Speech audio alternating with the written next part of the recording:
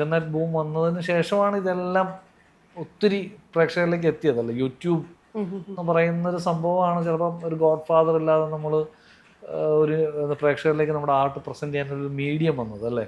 പണ്ട് ചാനൽസ് ചിലപ്പോൾ പണ്ടൊക്കെ ദൂരദർശനും ഓൾ ഇന്ത്യ റേഡിയോയും പിന്നെ സിനിമകളും മാത്രമാണ് മീഡിയം.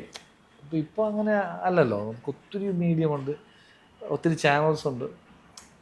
അപ്പോൾ കാലം അതിന് വലിയൊരു ഫാക്ടർ അത് തന്നെയാണെന്ന് എനിക്ക് തോന്നുന്നത്. ഇപ്പം നമ്മളിപ്പോൾ സംസാരിക്കുന്നത് ഉൾപ്പെടെ ഏറ്റവും കൂടുതൽ കാണാൻ പോകുന്നത് അതിലല്ലേ? അതെ, അതിലാണ്. നമ്മൾ അത് ഫോക്കസ് ചെയ്താണ് ഇപ്പൊ അതിൽ അപ്ലോഡ് ചെയ്യാനായിട്ടാണ് നമ്മൾ കാര്യങ്ങൾ എടുക്കുന്നത്. മനുഷ്യർ അതിലാണ് കൂടുതലുള്ളത് ഇപ്പോൾ ആക്റ്റീവായിട്ട്. കാലത്തിന്റെ മാറ്റമാണ്. ചേട്ടാ, ഞാനൊരു കാര്യം ചോദിച്ചോട്ടെ. ഈ സാധാരണ അപ്പം ഒരു റിയാലിറ്റി ഷോ ബാക്ക്ഗ്രൗണ്ടിൽ നിന്ന് വരുന്നു, അല്ലെങ്കിൽ ഒരു മ്യൂസീഷ്യൻ അല്ലെങ്കിൽ ഒരു സിംഗർ എന്ന് പറയുമ്പോൾ കുറച്ചും കൂടെ പ്ലേ ബാക്ക് സിംഗിങ്ങിൽ ഫ്ലറിഷ് ചെയ്യണം എന്നാണ് ആഗ്രഹിക്കാറ്. പക്ഷെ ചേട്ടൻ്റെ കാര്യത്തിൽ ചേട്ടന് അത്രയ്ക്ക് പ്ലേ ബാക്ക് സിംഗിങ്ങിലേക്ക് പോകാൻ അത്രയ്ക്ക് ഇഷ്ടമല്ല, ഇൻഡിപെൻഡന്റ് മ്യൂസിക് ആണ് എപ്പോഴും ചെറിഷ് ചെയ്യുന്നതും അല്ലെങ്കിൽ ചെയ്യാൻ ഇഷ്ടമുള്ളത്. അതെന്താ? പ്ലേ ബാക്ക് ഞാനിങ്ങനെ കേട്ടിട്ടുണ്ട്, പ്ലേ ബാക്ക് സിംഗിങ്ങിന് വിളിക്കുമ്പോ ചേട്ടൻ മുങ്ങി മുങ്ങി മുങ്ങി പോകുന്ന കേട്ടിട്ടുണ്ട്. അതാ ഞാൻ ചോദിച്ചത്. അതൊക്കെ ഒരു ശരിക്കും അതൊരു പ്രോബ്ലമാണ്. അങ്ങനെ ആവാൻ പാടില്ല. അല്ല, അങ്ങനെ ആവാൻ പാടില്ല. നമ്മള് ഞാൻ വിചാരിച്ചു, ഞാൻ കേട്ടത് ഞാൻ പാടില്ല. അല്ല, അങ്ങനെ നമ്മള് അങ്ങനെ ആവാൻ പാടില്ല. ചെന്ന് സഹകരിക്കുകയാണ് വേണ്ടത്. പക്ഷെ ഞാൻ ഒരല്പം കോൺഷ്യസും അതിനെ കൊണ്ട് പറ്റുമോ ഇങ്ങനെയൊക്കെയുള്ള ചിന്തകളുള്ള ഒരു ആളാണ്. ഒരല്പം ആ കാര്യത്തിലൊക്കെ കുറച്ച് അന്തർമുഖനാണ്. അപ്പോൾ ഞങ്ങളൊക്കെ നോക്കിയിരിക്കും ഒരു ജോക്കിരിന്റെ പാട്ട് ഇറങ്ങാനായിട്ട്. അല്ല, പിന്നെ വേറൊരു കേസ്, ഈ വിളിക്കുന്ന പാട്ടുകളില്ല, ആ പാട്ടുകൾ നമ്മളോട്ട് റിലേറ്റ് ചെയ്യാം. നമുക്ക് റിലേറ്റ് ചെയ്യാൻ പറ്റണം. ഒന്ന് നമുക്ക് റിലേറ്റ് ചെയ്യാൻ പറ്റണം, നമുക്ക് പാടാൻ പറ്റണം. ഇതാണോ നമ്മൾക്കൊരു പാട്ട് നമ്മളെ ഒരു കമ്പോസർ അപ്രോച്ച് ചെയ്യുമ്പോൾ, ഒരു പാട്ട് പാടാൻ അപ്രോച്ച് ചെയ്യുമ്പോൾ ചേട്ടൻ നോക്കുന്ന ക്രൈറ്റീരിയ ഇതൊക്കെയാണോ? ക്രൈറ്റീരിയ ഉറപ്പായിട്ടും പാട്ട് കേൾക്കുക, പാട്ട് നമുക്ക് ഉൾക്കൊള്ളാൻ പറ്റണം ഒന്ന്. രണ്ട്, അത് പാടാൻ പറ്റണം എഫക്റ്റീവായിട്ട്. അതൊക്കെ ഞാൻ ചിന്തിക്കും. പിന്നെ അവരുടെ സമയം മെനക്കെടുത്തരുതല്ലോ. നമ്മൾ ചെന്നിട്ട് നമുക്ക് ബുദ്ധിമുട്ടാണെങ്കിൽ പിന്നെ അവരുടെയും ടൈം പോവും, നമ്മളുടെയും. അപ്പോൾ ഇങ്ങനെ പല പല കാര്യങ്ങളൊക്കെ ആലോചിച്ച് വരും, ഓവർ തിങ്ക് ചെയ്ത് വരുമ്പോഴേക്കും സംഭവം കഴിയും. പിന്നെ ചിലർ ഇപ്പം മ്യൂസിക് ഡയറക്ടേഴ്സിന്, ഇപ്പം ഞാൻ അധികം പാട്ടുകൾ പാടിയിട്ടില്ലെങ്കിലും പാടിയ കുറേ പാട്ടുകൾ നല്ലോണം വന്നിട്ടുണ്ട്. അത് ആ മ്യൂസിക്കിൻ്റെ ക്വാളിറ്റി, അവരുടെ മ്യൂസിക് ഡയറക്ടറിൻ്റെ വിഷൻ അല്ലെങ്കിൽ സിനിമ ഡയറക്ടറിൻ്റെ വിഷനൊക്കെയാണ് നമ്മുടെ ശബ്ദത്തിൽ ഉപയോഗിക്കാം. അപ്പോൾ അതിലൊക്കെ ബ്ലെസ്ഡ് ആയിട്ടുള്ള ഒരാളാണ് ഞാൻ. ആക്ച്വലി നല്ല പാട്ടുകൾ പാടാൻ പറ്റി. അപ്പോൾ അവരോടാണ് എൻ്റെ താങ്ക്സ്. കാരണം അവർ ആ ക്ഷമയോടുകൂടി എന്നെ റെക്കോർഡ് ചെയ്ത് ഉപയോഗിച്ചല്ലോ. അതെ, ഞാനൊരു മ്യൂസിക് ഡയറക്ടർ പറഞ്ഞു കേട്ടിട്ടുണ്ട്, അദ്ദേഹത്തിന് ജോബ് ചേട്ടൻ്റെ പാട്ട് വേണം സിനിമയിൽ.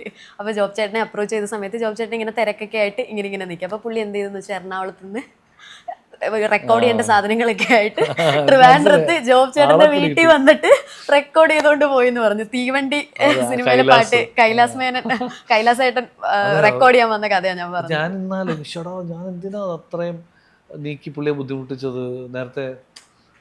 അപ്പൊ നല്ലൊരു പാട്ടും ഇപ്പൊ അങ്ങനെയൊക്കെ തോന്നും. പക്ഷെ ആ സമയത്ത് ഞാൻ വേറെ എന്തോ ഒരു കാര്യത്തിലായിരുന്നു. പക്ഷെ കൈലാസ് വാസ് ഡിറ്റർമൈൻഡ്, വോയിസ് കൊണ്ട് എടുത്തിട്ട് വിടുള്ളൂ.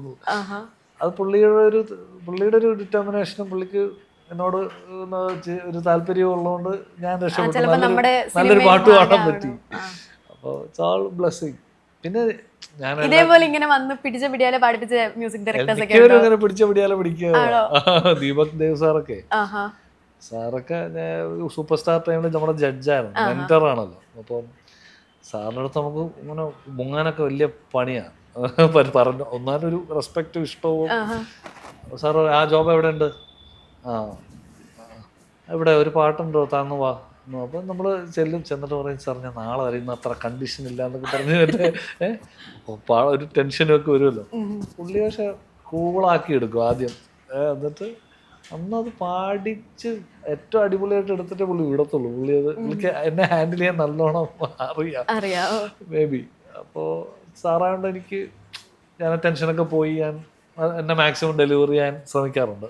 അല്ല, ഇപ്പം ബിജിയേട്ടനായാലും റെക്സേട്ടനായാലും മാണിക്കച്ചിറയുള്ള, അതുപോലെ സപ്തമാശ്രീയിലെ താനെ പൂക്കും റെക്സ് വിജയൻ ചേട്ടൻ്റെ.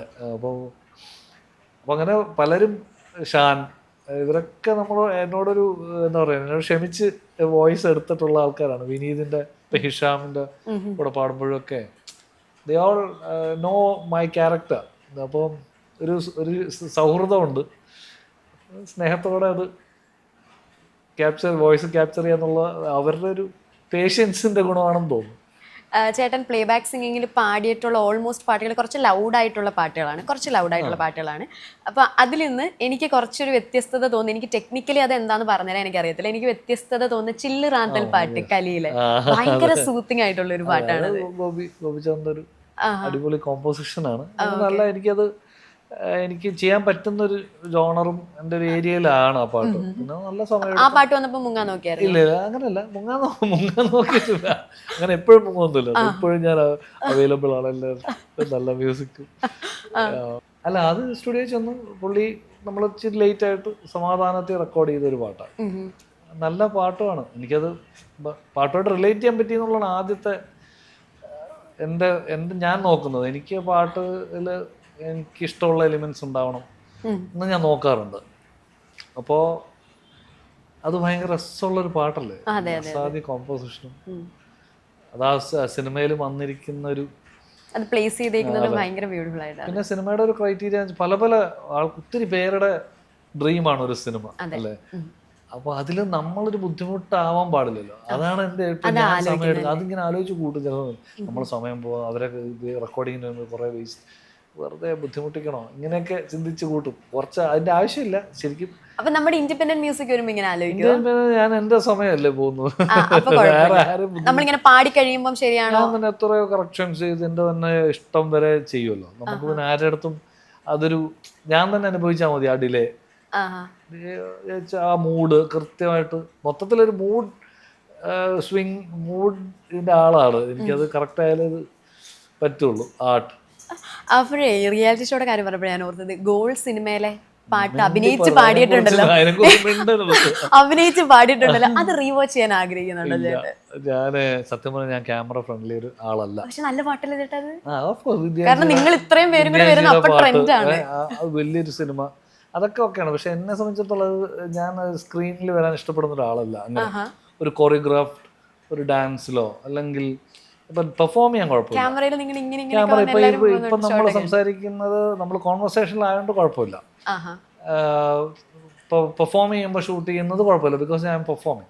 നേരെ മറിച്ച് ഒരു കൊറിയോഗ്രാഫ്ഡ് ഡാൻസോ അല്ലെങ്കിൽ അഭിനയമോ ഒക്കെ വന്നു കഴിഞ്ഞാൽ പെട്ടു. I don't like to go back to that. അതാണ് സത്യം. ചെയ്യേണ്ടിയിരുന്നില്ല. പക്ഷെ കമൽ സാറ് പറഞ്ഞു ചെന്നു. അപ്പോൾ സാറിനോട് നോ പറയുന്നത് മോശമാണെന്ന് തോന്നി. അപ്പോൾ അല്ലാതെ എനിക്ക് താല്പര്യം ഉണ്ടായിട്ടല്ലത്. അല്ല, ഷൂട്ടിന്റെ ടൈം ഒക്കെ എങ്ങനെയായിരുന്നു? അത് ഷൂട്ട് 3 ദിവസം എനിക്ക് ബാക്ക് ടു ബാക്ക് ഷൂട്ടായിരുന്നു. പക്ഷെ ചേട്ടൻ ഇപ്പൊ പറയുന്നല്ലോ ചേട്ടന് റീവാച്ച് ചെയ്യാൻ ഇഷ്ടമല്ല എന്ന് പറയുന്നല്ലോ. ആ സമയത്ത് അതൊരു ട്രെൻഡ് സെറ്റർ ആ പാട്ട്. ബിക്കോസ് എന്താന്ന് വെച്ചാൽ ഞാൻ റിയാലിറ്റി ഷോയില് നിങ്ങളെ വന്ന് ഇത്രയും പേരാണ് ഫൈനൽ വരുന്നത്, നിങ്ങൾക്കൊരു അപാര ഫാൻ ബേസ് ഉണ്ട്. നമ്മൾ സ്കൂളിലൊക്കെ പഠിക്കുന്ന സമയം അത്. അപ്പൊ ഈ പാട്ട് ഇങ്ങനെ കിരൺ ടിവിയിലായിരിക്കും മിക്കപ്പോഴും പാട്ട് പ്ലേ ആവുക. അപ്പൊ ഈ പാട്ട് ടിവിയിൽ വരാൻ നമ്മൾ നോക്കിയിരിക്കും. കാരണം നിങ്ങൾ ഇത്രയും പേര് അതിനകത്ത് വരും. മൃദുല ചേച്ചി, ചേട്ടൻ, അങ്ങനെ നിങ്ങളൊരു ടീം ഉണ്ടല്ലോ നിങ്ങൾ വരാനായിട്ട്. അങ്ങനെയൊക്കെ നോക്കിയ ഒരു നല്ല എക്സ്പീരിയൻസ് ആയിരുന്നു. പക്ഷെ ഞാൻ എന്നെ തന്നെ എനിക്ക് ഇഷ്ടമേ അല്ല. അതുകൊണ്ട് ഞാൻ കാണത്തേ ഇല്ല.